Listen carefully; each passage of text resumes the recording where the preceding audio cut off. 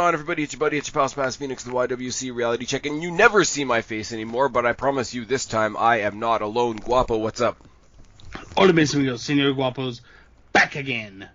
And this time we're talking about winter's coming? No. It fucking took us long enough to record. Winter might as well be coming. House Stark? Oh no, my god. No. Oh no, we're talking about those fucking Lannisters, right? Oh my god. This is the Game of Thrones podcast, right? Actually, you know what? It was the House of the Dragon thing, so it has to be a Targaryen thing, but we're not doing that right now. We are talking... I thought we were talking about the fish guys. Oh no, don't talk about the fish guys. We are here to kind of talk about this week's episode of Dynamite. We are a little bit late in the week, so it's not going to be the typical blow-by-blow review that I usually give you guys. We're going to sort of use it as a framework, and because we do have Guapo here, it's really going to be more of a, like, hey, how is AEW doing in general type of podcast. Is that fair to say? Yeah, pretty much. Seeing as the next time we have you on here, it's probably going to be to preview All Out. Damn right. Live from Chicago. It's Saturday night. No. You know there's 3 pay-per-views that weekend, right? Isn't that the Clash at the Beach or Champion or something? Clash at the Castle? Clash at the Castle is... Clash at the Castle is on the AEW All Out. Yeah, Saturday is Clash at the Castle. Sunday morning is Worlds Collide, and then Sunday evening will be All Out.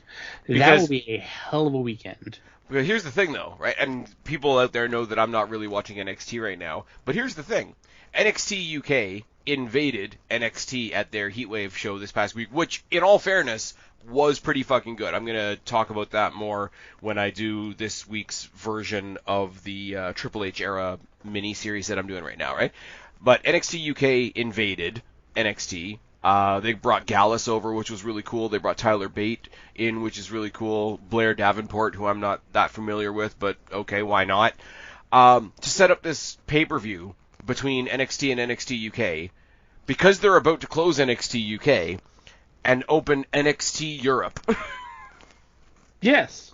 For reasons. But yeah, so midday Saturday we're getting the Cardiff show. Midday Sunday we're getting the NXT Premium Live event at I think it's 4 in the afternoon, and then we are getting All Out. And All Out is probably, like I said, the next time we're going to have you on. So we might as well just sort of talk about where AEW is at, and Dynamite will kind of give us a framework for that. The whole House of the Dragon thing, I could make a million jokes about how it's just mutual advertising things, but I like Game of Thrones, so it doesn't hurt my feelings, and dragon was the word of the day. Dragon, rock the dragon, Dragon Ball Z. Sorry. Dragon Slayer, American Dragon, Ricky the Dragon, American Dragon Jake Long, what? Dragon Lee, I think there was a Dragon Screw. Probably dragging these nuts. Oh, no. Got him. Sorry. You've been podcasting with me too long. That's what that is. All right. So, what do we talk about first? CM Punk and Jon Moxley.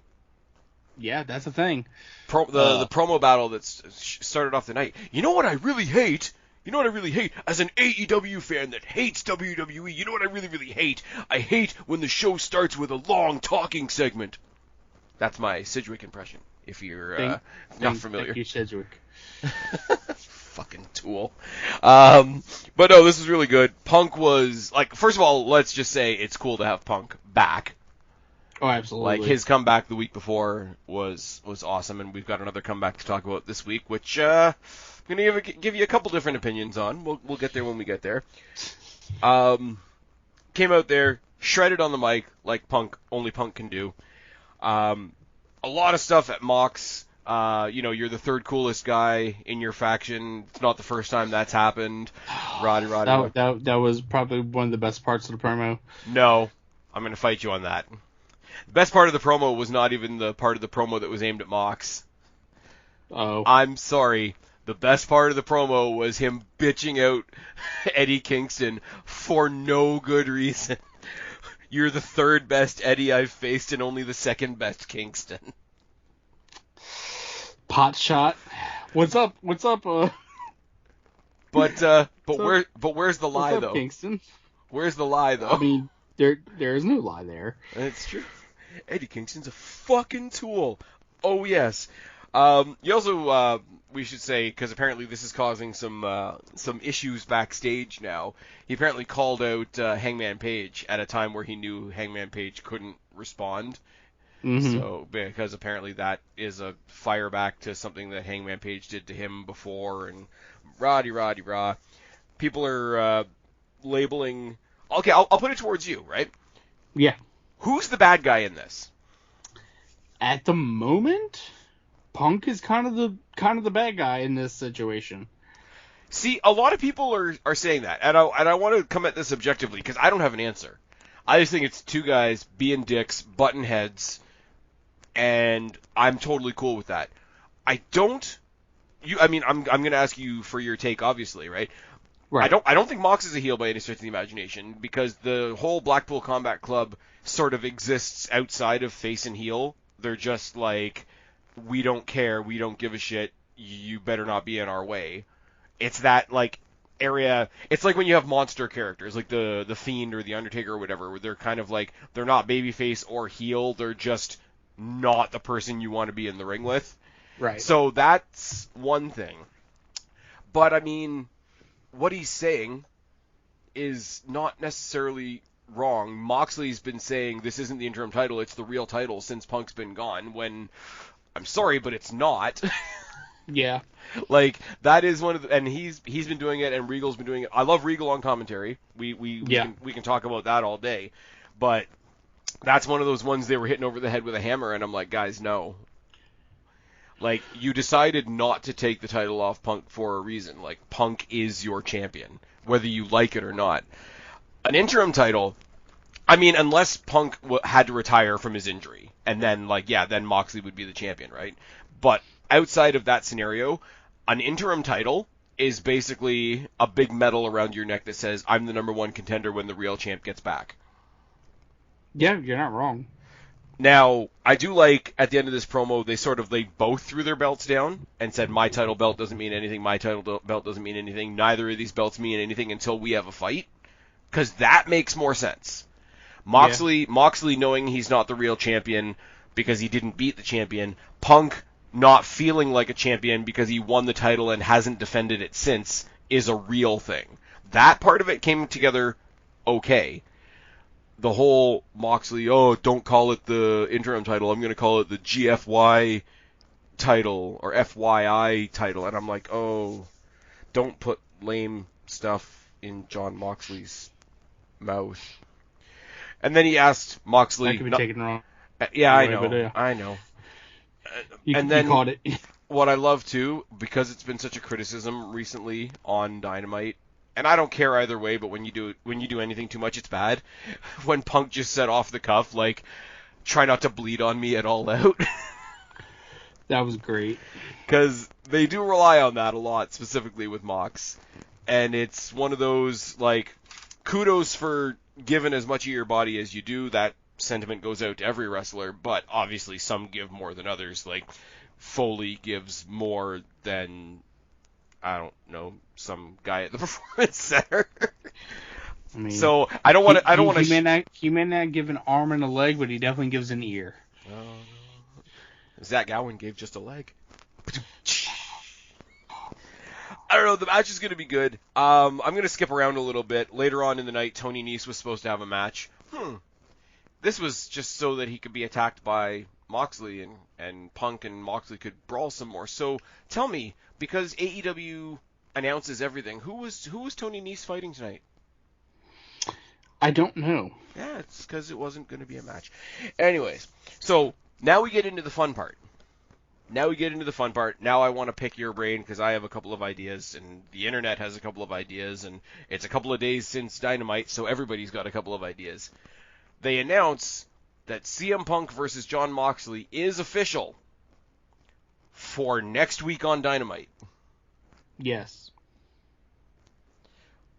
Do we think fuckery? Do we think Punk's not actually cleared? Do we think somebody else is sticking their nose in this? What's your gut feeling? Because when I saw that, I'm like, they wanted that to be the match for All Out, so there's gonna be some fuckery. I call fuckery. I think if anything, you get... I don't want to say MJF because I don't think he's going to shove himself into this situation. If anything, I don't think it would be a heel turn, but you could get Paige to walk out drinking a beer or something, distract Punk, or something will happen. Or if anything, Punk goes full heel and gets disqualified. He still retains his title, and Mox loses his. But I don't think he does though, because a title can't change on a disqualification. Yeah. So any title holder going into a match would hold on to their respective title if the match ends in disqualification, because nothing moves. So that would be a stalemate, right? True. I don't know. I know nobody agrees with me on this, and I'm pretty sure you don't even agree with me on this, because I don't think the guy's been positioned particularly well, and I don't think he's medically cleared, and I don't think his boys are medically cleared. I would absolutely love for the former Undisputed Era to come out and fuck up the main event as their reintroduction to the brand without the Young Bucks, the same way they did at TakeOver when they initially introduced themselves. And somehow Adam Cole gets stuck in that match at All Out. If I'm only saying that suggestion, if they need to cover up the fact that CM Punk is not 100%. If CM Punk's 100%, then it needs to stay as it is. Do some fuckery, do whatever, set the rematch for All Out, leave it 1-on-1. If they need some smoke and mirrors to make the pay-per-view good and cover up the fact that Punk may not be 100% and may not be firing on all cylinders. And quite frankly, if they need to keep the rivalry going and they need a third body to eat the pin, throw Adam Cole in there. At least he deserves to at least be in the main event scene, because they haven't really put him there. I know that's an out of nowhere suggestion because he's not really connected to either guy, but man, I'd love to see Cole versus Mox or Cole versus Punk somewhere along the way anyway. As of right now, the number one contender, not including Moxley, of course, is Hangman. In the power rankings. I really wish I gave a shit about Hangman Page. I want to. This is the thing. It's not like what we say all the time where I thought Kingston was cool for 5 minutes and then I realized he was just really fucking lame, right? I know how important Hangman is to AEW and how 99% of the fans love him and how AEW sees him as their guy, like Johnny Gargano was the heart and soul of NXT. I think they see Hangman Page in that kind of role in AEW, and I have a lot of respect for that. Right. I just don't care. I'm trying, but they're messing with him a lot. Here's the thing. Okay, side tangent here, right? AEW gets incredible credit, mostly deserved, right? Yeah. For being the long-term storytelling, detail-oriented company. Whereas WWE sort of throws things together on a whim and might not necessarily make sense, and you might become the number one contender just because you pissed off the champion. Now, Triple H is slowly fixing that. That's a different story for a different podcast. But AEW deserves that credit. They tell a lot of great stories. They tell cool stories with the Bucks. They tell cool stories with CM Punk and MJF, which turned into MJF and Wardlow. They tell all these great stories. But the story that's held up as the moniker of that, of look at all the great stories that we tell, is Page and Hangman. Or sorry, Page and Omega. Yeah. The story of Page and Omega goes like this. They were buddies. They were tag team champions. They lost those titles. They fought. One guy won and went off and did some cool, successful shit. The other guy lost, went out and got piss-ass drunk with some jobbers, slapped some baby batter up his wife, disappeared for a while, came back and got handed the title. AEW is a great storytelling company. The story of Omega and Page can suck the off my nutsack. I can see what you mean. Okay. Anyways, but that being said, I hope they do something soon that makes me give a shit about Hangman, because he's gonna factor into things. And he was called out by Punk on Dynamite, and something's gonna come of that. And I don't think have we had Mox versus Hangman? I feel like we have, but I could be wrong. Like in a prominent, like, hey, this is our main event of the night type spot. Like, I don't think there's been a Mox Hangman story, has there? I don't think there has been. Okay. So that could be interesting. That could be fun. Mox could elevate him up to doing something good. Yeah. That sounded really condescending, and it wasn't even intentional. But yeah, so regardless of what happens between now and All Out, if I put it to you right now, who's the champion when All Out goes off the air? As of this moment, so depending on fuckery, of course. Yes. Whoever, let's be real. If no fuckery happens this coming Wednesday, Punk walks out champion. Right. You need a uber heel to come back and take that title off of Punk. But here's the thing, though. Here's where I come to the other side of the coin, because we're speculating on all kinds of fuckery, right? Yeah. If there's no fuckery, why are they doing it on a Wednesday night? And why are they not waiting 2 weeks? That's the thing. I don't know. Because there's no way we blow off this huge feud that just started heating up and heat up somebody else in 2 weeks for what is probably supposed to be their WrestleMania. Right. Like, this only makes sense if there's fuckery. Yeah. Anyways, I got a lot of love for Mox, right? But I think as wrestling fans, we've got a lot more time left with Mox than we do with CM Punk. Mentally, physically, the amount of stress that wrestling's put on him, both WWE and apparently now in AEW too. Punk's gonna be gone before Mox is gone. So yeah. I want Punk on top while we've got him. And I don't know where that leaves Mox, but it can take us to the next show, and maybe, they find a way around it at that point. But I don't know, because it was Kenny and Don Callis that fucked over Mox for the title before, right? Yes. So I think Mox gets the real title, not the interim title, the real title back once Kenny's got it again. I can see that. I think they if they want to be the storytelling brand, I think they need to bring that and close up that little, what do you want to call it, like loophole or whatever.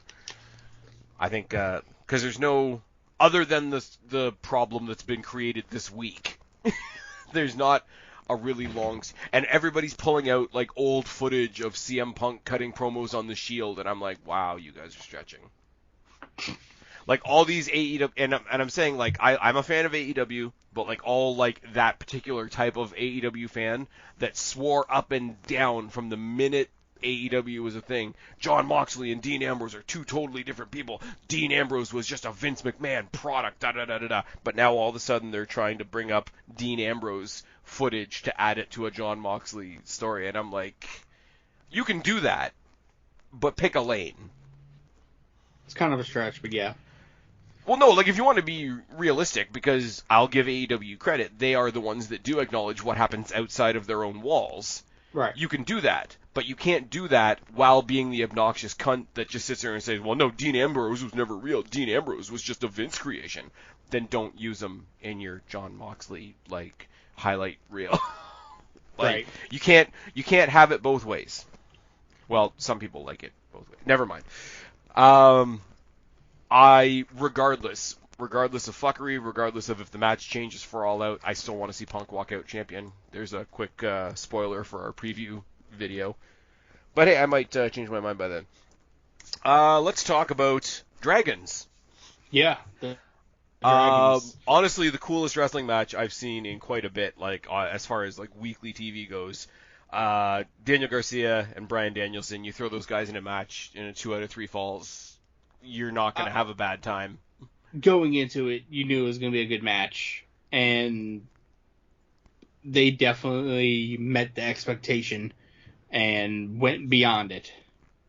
Oh, yeah. I mean, just a pure wrestling match. Yep. It was amazing to watch.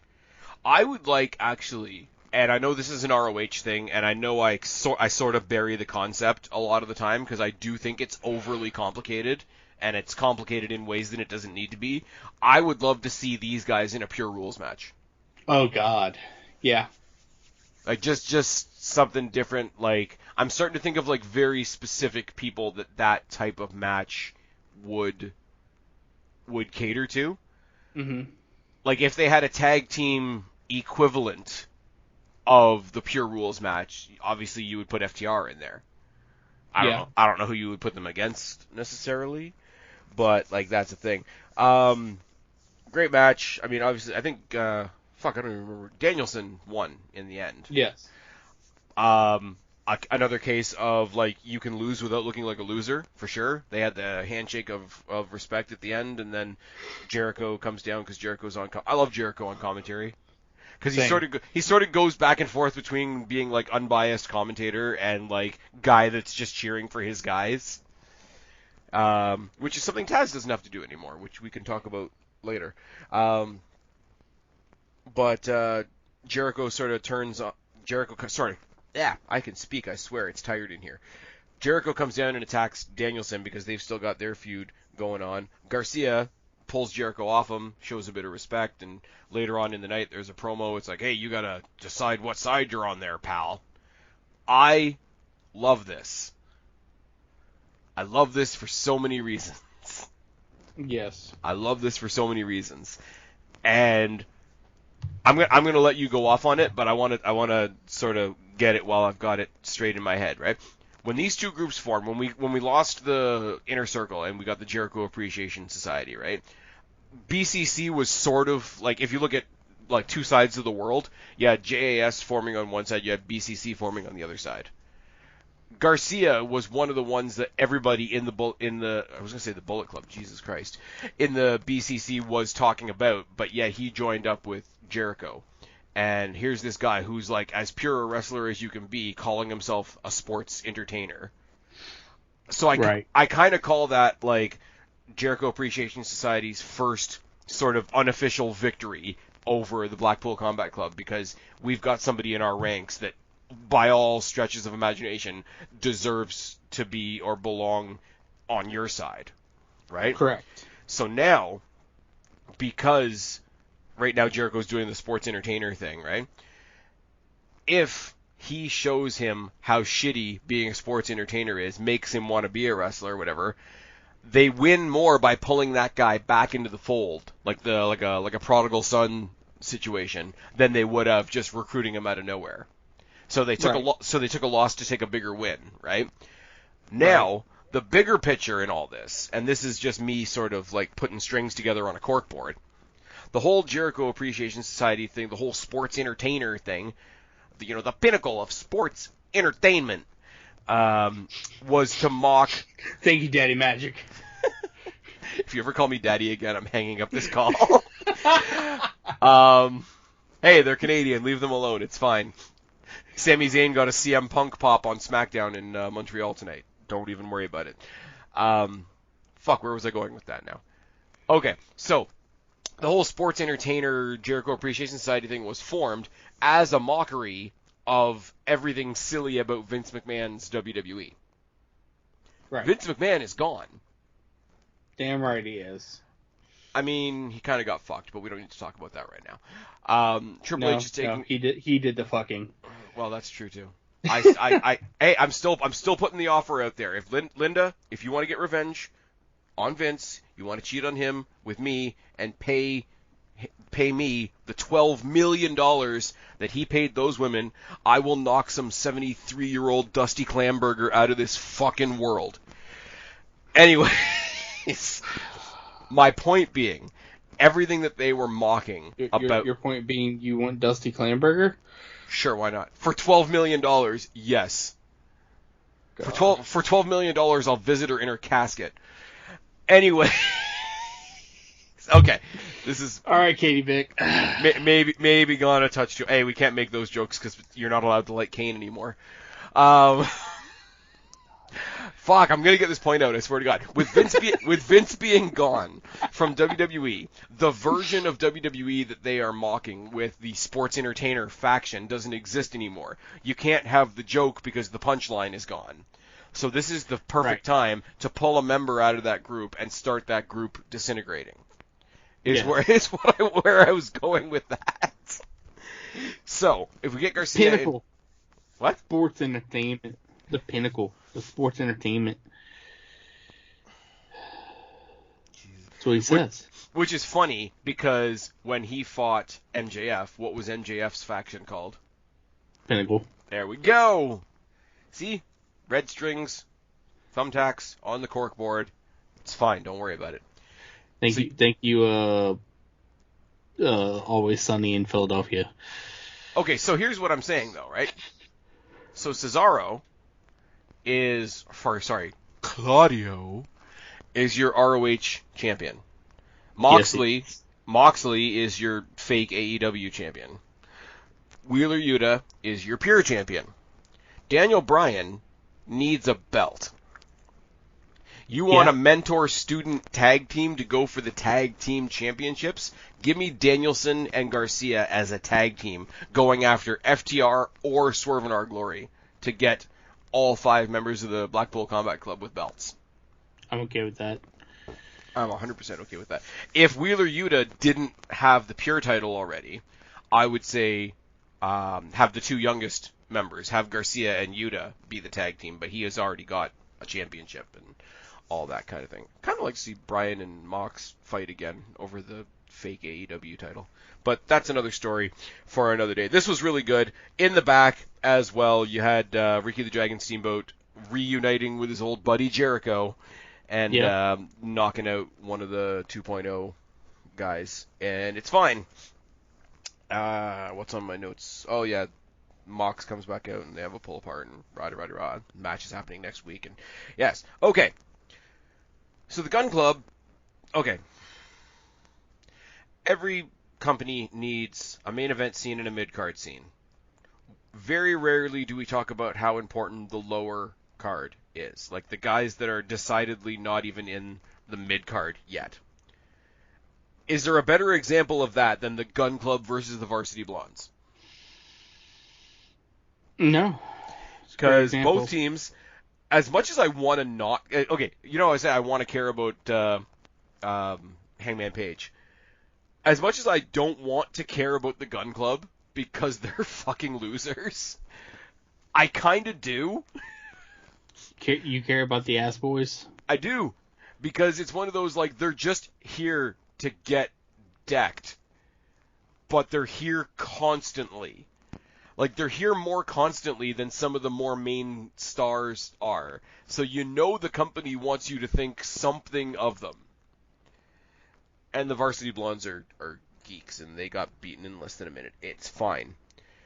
They turn on their dad because Stokely Hathaway is putting a really weird faction together. Right now he represents... What the hell's her name? The one that doesn't deserve the TBS title. That would be Jade Cargill? Yes. I have another name for her, but it's not appropriate for YouTube. God. Hey, we see what happened to Steven Crowder just for interviewing somebody. I'm not taking any chances. Anyways, so Stokely Hathaway already has Jade Cargill, so I guess by association he also has the baddies, which is fucking stupid, because Kira Hogan deserves better. Red Velvet deserves better. Anybody fighting Jade Cargill for that title deserves better. That title deserves better. Stokely Hathaway deserves a better client. than Jade Cargill. Jade Cargill can fuck off. Anyways, I think he also tried to recruit Lee Moriarty, which is fine. Clearly, there's a pattern developing here. Except the next person he tried to recruit was Ethan Page. And it was sort of a, what the hell? Because Ethan Page was cutting a, like, where's my action figure, where's my face on the buses, whatever promo, and he's like, he basically came out and said, what the hell are you doing out here? And he hands him a card and walks away. Yeah. And now he's trying to recruit the Ass Boys. So you got Lee Moriarty, the Ass Boys, Jobber Cargill, the two girls with Jobber Cargill that deserve much better, and Stokely Hathaway. So to get there, the Guns turn on their dad, and Billy Gunn is terrifying, first of all, because with any, like, if you put Billy Gunn in the ring with any, like, token AEW roster member, he looks like a fucking giant. And it's because he is a fucking giant, and it's hilarious. Oh, I know, I've met him. Like he did a thing at a Destiny show. A couple, check it off your Spaz Phoenix bucket list. It's fine, but like the dude is big, but then you meet him in person and you're like, fuck me. Right. You never really realize how big he is until you're actually right next to him. Oh yeah, it's the like. There's cliches in announcing, oh my god, the camera doesn't do this guy justice. Like, in Billy Gunn's case, that's actually legitimately true. Yes. So he gets turned on by his kids, and then his real kids come and fix him, because the trio that we have now is Billy Gunn and the Acclaimed. I love it. Scissor me, daddy ass. It's so good. That should not be a phrase that's over. Right? The Acclaimed are awesome.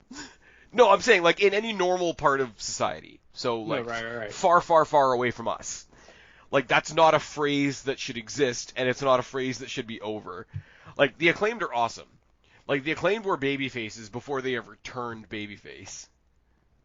Which is... Right. And, I mean, they're getting over because now they're cutting raps on Vince McMahon getting fucked over and Me Too'd. But that's fine. We can overlook that. It's fine. Don't worry about it. So now, I feel like we're going to get Lee Moriarty and the Gun Club versus Billy Gunn and the Acclaimed. Like, I think that's what we're getting it All Out. And that's just really bizarre. Because if they come out and, like, Stokely's in their corner, and Ethan Page is in their corner, and Jobber Cargill is in their corner, and Kiera Hogan and Velvet, what the hell's her name? Red Velvet. I was about to say Velvet Sky. That would also be good. So good. I would not complain about that at all. Velvet Sky's still hot as fuck. But who's the other one? The one that was like trying out and like didn't quite make it to being a baddie. And I don't know. It's all very like kickoff material, but it's enough to make me watch the kickoff material, if that makes sense. Yeah. Anyways, you have anything to say about any of this? Anything? I got nothing. You got nothing? My brain's dead at the moment. I actually kind of want to see a trio of Ethan Page and the Gun Club. Ethan Page and the Gun Club taking on Jericho and 2.0. Because I want to see Daddy Magic and Ethan Page cut promos on each other. I'll be okay with that. Plus, lots of Canada. We get a promo from Death Triangle because we've actually found Pac. Pac took his belt and went home and then went everywhere else and defended it in ways that we only get 20-second clips of. And they're facing some jobbers from New Japan. Jobbers. No, they're facing... what is it, United Empire and Billy Ospreay? Yeah, Billy Ospreay. That's exactly right.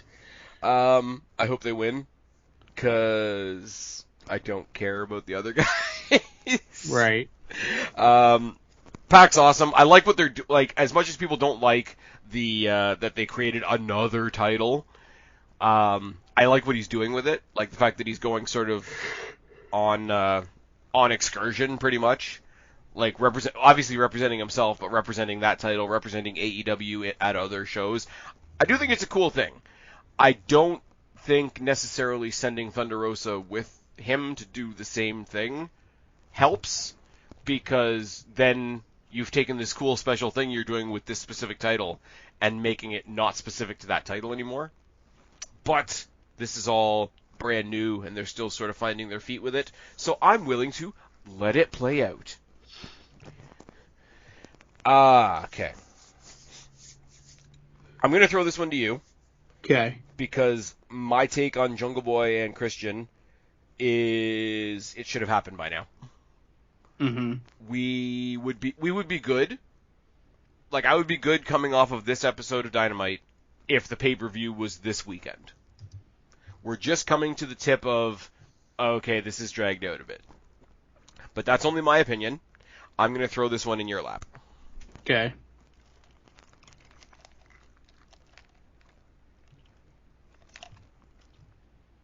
Go. Wait, what are we throwing in my lap? I'm sorry. Jungle Boy versus Jungle Boy Christian Cage. Oh, sorry. It's tired in here. My brain turned off for a second there. Make it a no disqualification, false count anywhere. Just, hey, go kill each other, and I'm all for it. I mean, since Christian turned heel, coming out the next week, telling Jungle Boy's mom to call him, and talking about Jungle Boy's dead dad. I'm sorry you gave birth to a failure.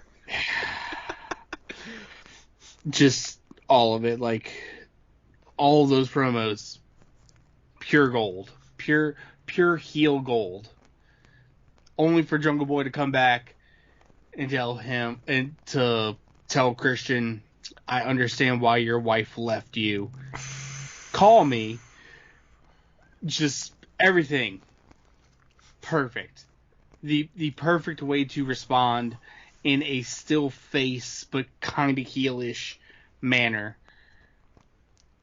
Perfect.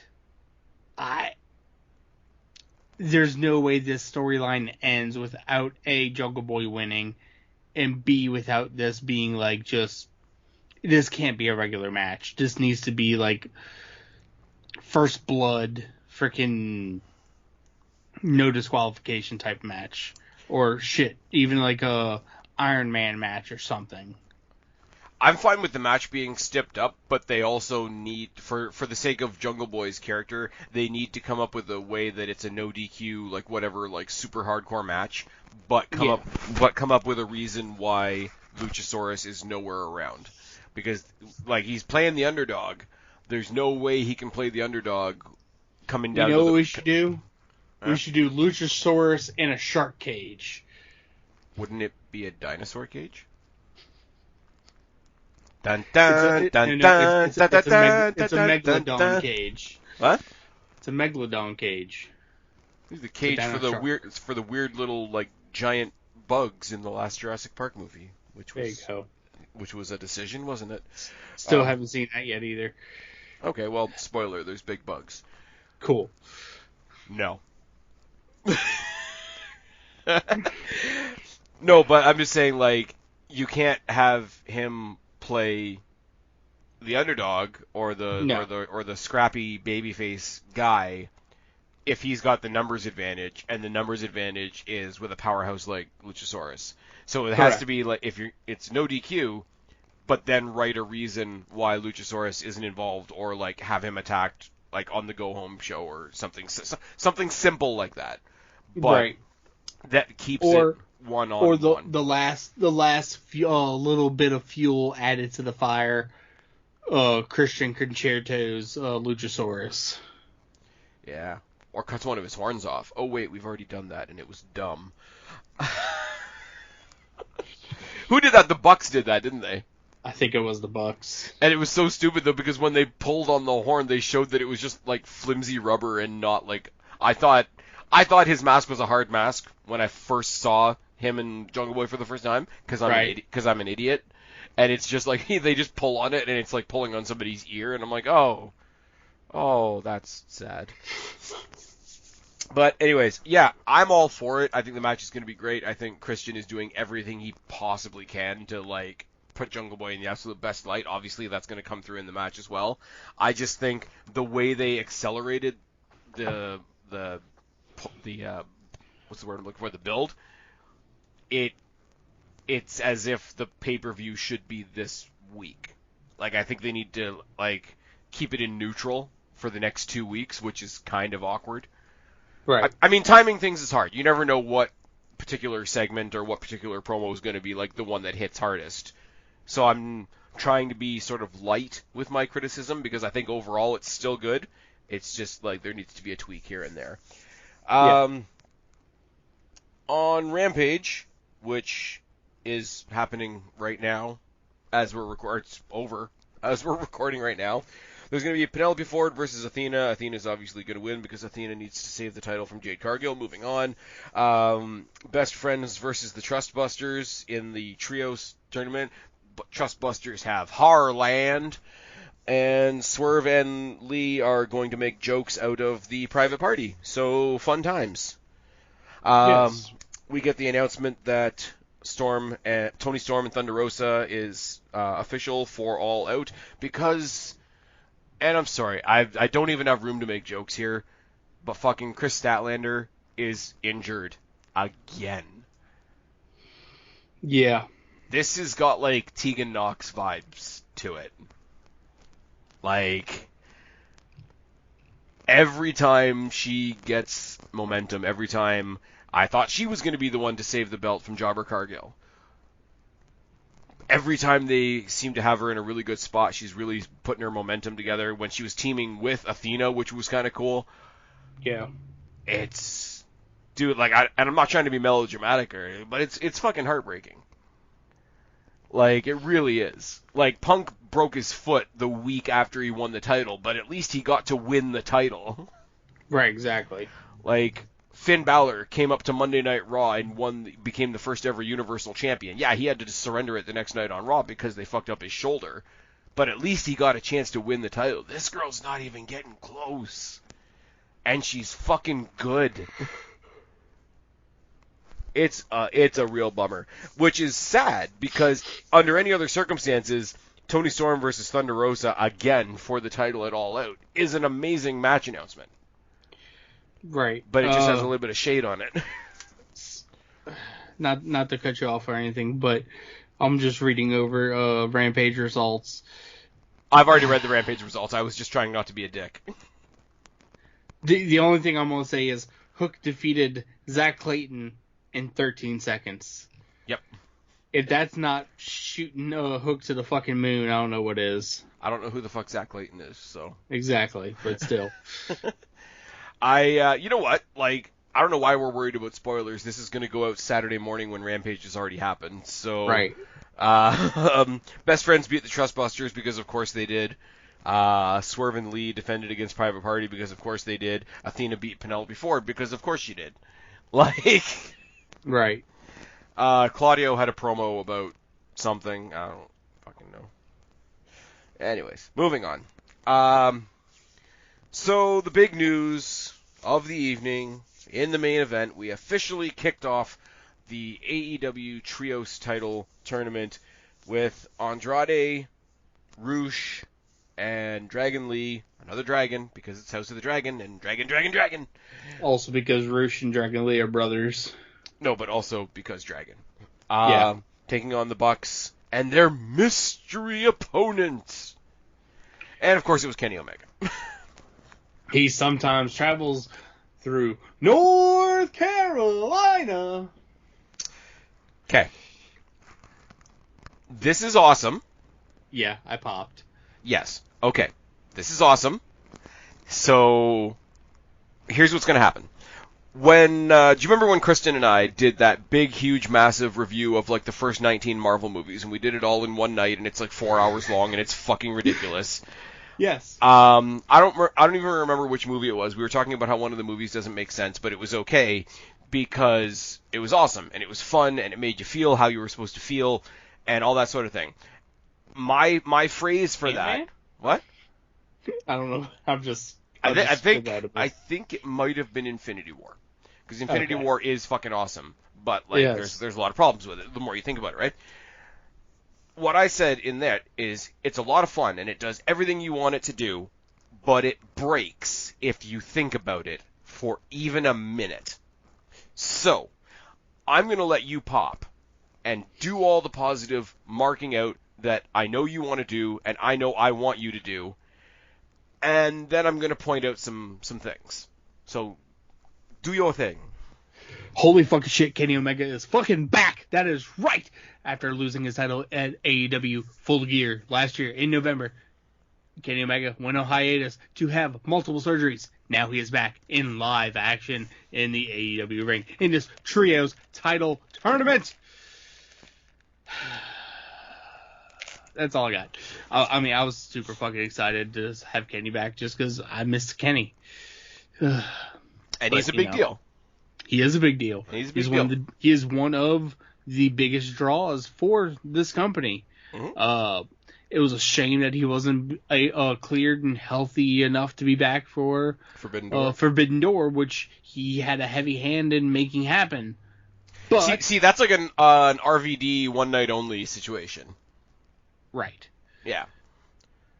No, I'm not a heartless individual. I can have sympathy for him for that. Of course.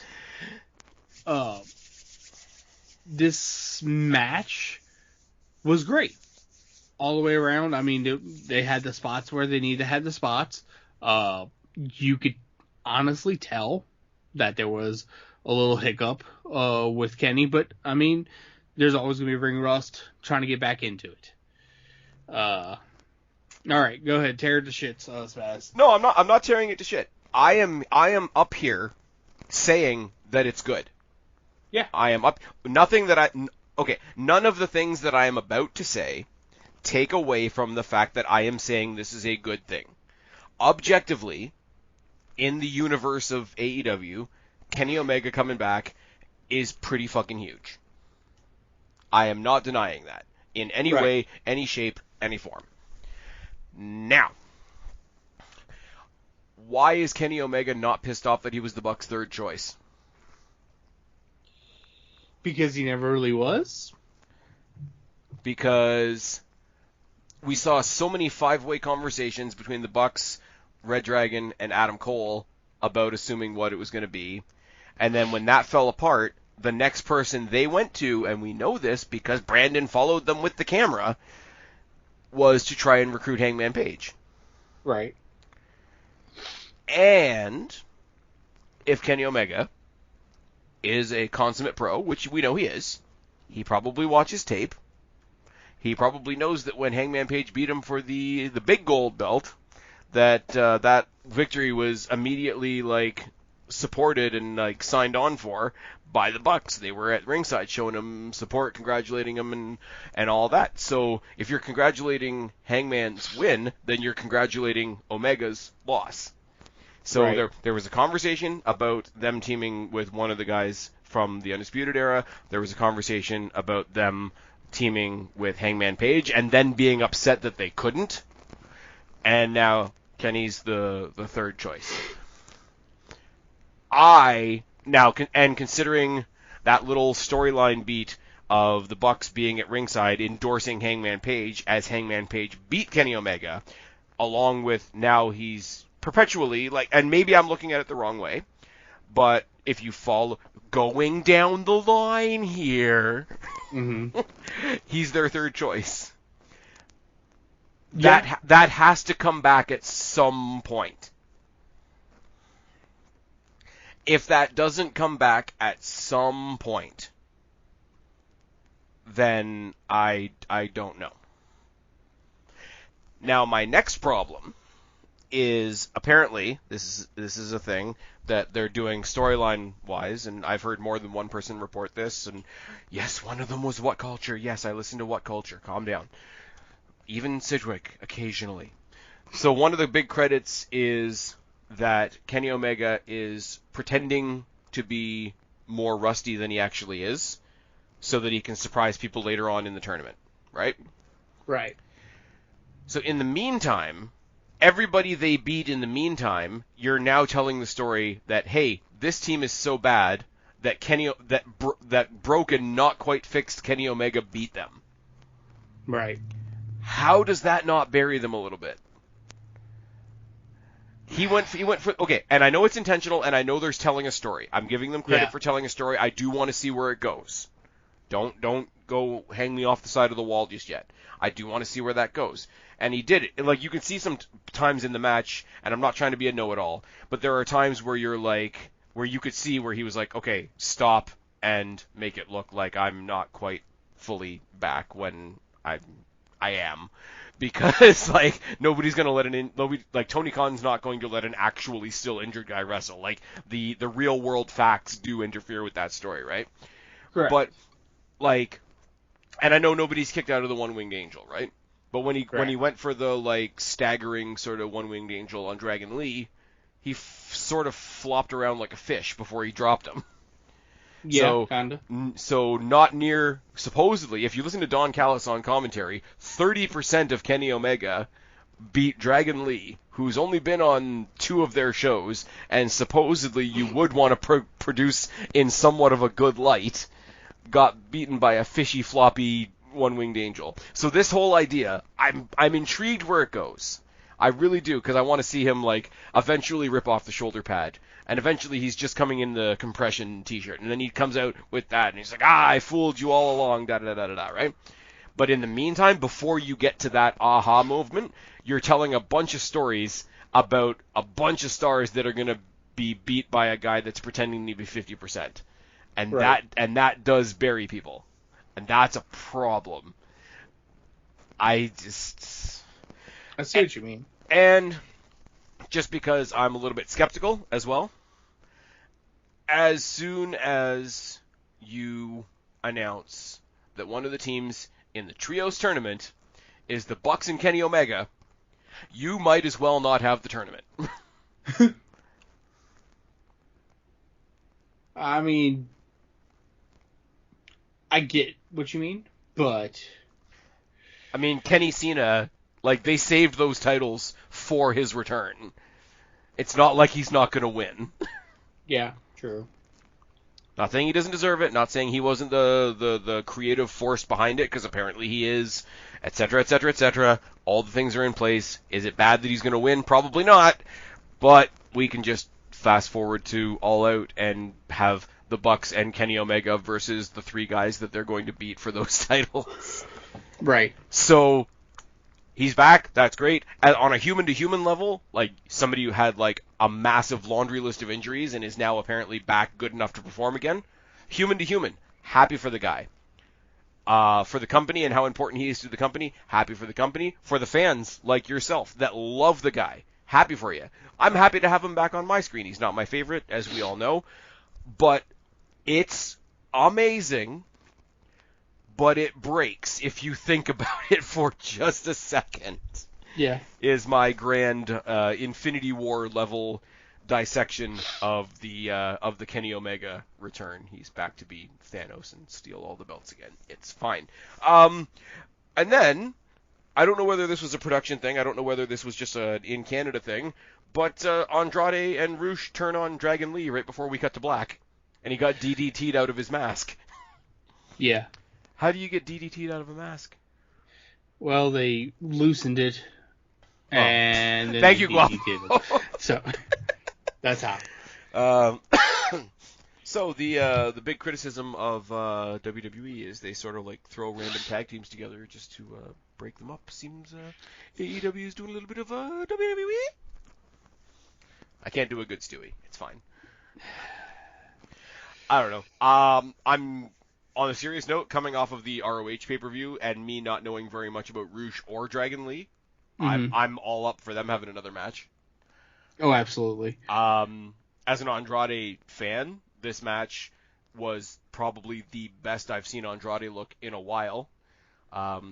It's fair to say AEW has sort of struggled with how they present him here and there. There's been stumbling blocks. There's been Vicky Guerreros and Chavo Guerreros and weird suits and family offices but I will say, as good as the Bucks are, as good as Kenny is, I mean, I'm a big fan of Andrade. Rush is a guy that I'm very quickly starting to like. I will say the move of the match, for me, was the Doomsday Suicide Dive on the outside, where Yes. they had him propped. They didn't suicide dive him into the railing. They propped him up on the railing and suicide dived him over the top. Probably wasn't even the most impressive thing in the match, but it was the thing that stuck out to me because apparently Yes. there was a Plant fan in the crowd that took the brunt of both of them, and I'm like, well, I hope he got paid. Hopefully. I mean, not quite as cool as like lifting a ring with a tractor, but we do what we can. God. Anyways, but yeah, no, we're gonna talk soon about All Out. All Out's looking pretty good. We are getting a trios match. It's already been signed for All Out, I think, and it's FTR and Wardlow taking on Sanjay Dutt, Satnam Singh, and Jay Lethal. Yes. That's weird. It's a thing. But it means that FTR are not defending any of the titles that they hold. It means that the brand new TNT champion isn't defending his belt, which he should be going on a Goldberg run, in my opinion at this point. Sanjay Dutt is a better manager than he is a wrestler. Satnam Singh takes up a lot of space, and Jay Lethal they haven't used properly since he got there. Jay Lethal had his match with Ric Flair. Yes, recently. Yes, he did. And apparently Ric Flair was unconscious 4 times during that match. I believe it after watching it. Did you watch it? Yeah, I watched it live. Did you? Yeah. We're live, pal. Oh God, that was a thing. That was a thing that happened, and we all let it happen. You know that meme of he's already dead. Oh, just stop, he's already dead. Stop, he's already dead. Yeah. Oh man. That was us like 4 times during that match.